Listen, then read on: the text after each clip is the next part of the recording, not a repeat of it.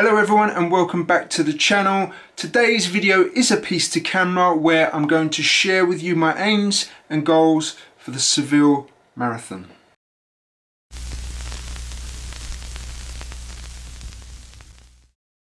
Many of you that follow this channel will know that I'm about 4 weeks away from an early season marathon that I decided to take on, I suppose, at the end of summer 2022. There were a couple of reasons why, and the marathon distance is always something I wanted to go back to, as I previously did London, I believe in 2017 or 18. So reason number one, I felt I had a little bit of unfinished business at this distance, considering that when I did London, I ran it in 3:53, although I had 9 weeks no running, and that was from 11 weeks out from the event.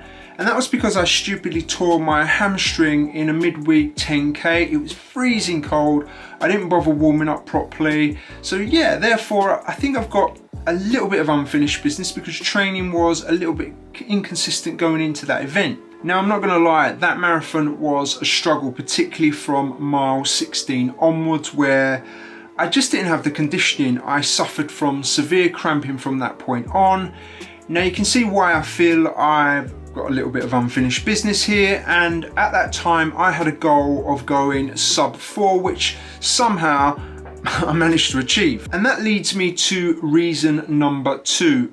I want to really see what sort of time I can lay down in this distance if I train consistently and am fit, and knowing that there isn't much more I could have done. And my last reason, well, my triathlon season ended one race prematurely after pulling out of Vichy due to injury. Now, that injury in my hamstring went on for months, to be honest, and I'm still experiencing some minor discomfort, particularly when I run fast. It's taken some time to recover from, and it got to the point where I'd even paid for a scan to see if there was any other underlying issues, because this injury was going on for nearly 5 months. Now, that actually gave me some peace of mind, because that scan showed me that I was healed, but it was the scar tissue that was leading to a lot of the inflexibility, and that was the main cause really of the tightness that I was experiencing. So trying to get over this with an actual goal of running a marathon to aim for, and to give me the motivation to get back running and get over this injury. Now, I'm not going to lie, it did actually add some unnecessary pressure, which I didn't think of at the time, because I was worried, because the injury was going on so long, whether I would actually be able to do it. And training along the way has had its moments, and I think as I'm getting older, it's not just about training and being able to train to run a marathon, but it's all managing all your body and the niggles and the aches and all of those kind of things. And people just think, oh yeah, I'll train for a marathon, but they don't take into consideration the load it puts on your body. And at least with triathlon, I suppose you can spread that load a little bit more easily with your 3 sports, but I've certainly had issues with managing my feet and recently my left Achilles.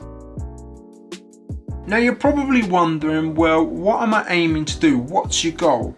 And I think it's quite difficult to hone in on that at the moment, particularly when I haven't done a running race in a long time, and I haven't tested my fitness as well, really. Now, if you've been tuning in recently, you might have seen my Seville Marathon prep, and I'll put a link above for that if you haven't seen it. But that video demonstrated one of my long runs, and in that video I showed you how I was starting to test a little, and I do have a race simulation set up in a couple of weeks' time.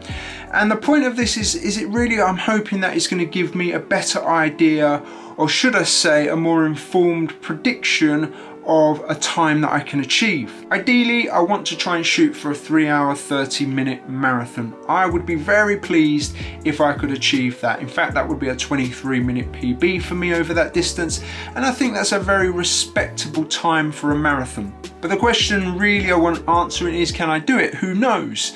I'm hoping that over the coming weeks that I can come to some sort of conclusion as to whether that goal is just a bit too much, or whether I need to be a little bit more aspirational with it. And if I did achieve that, then I would have to run at 5-minute kilometre pace or 8-minute miling.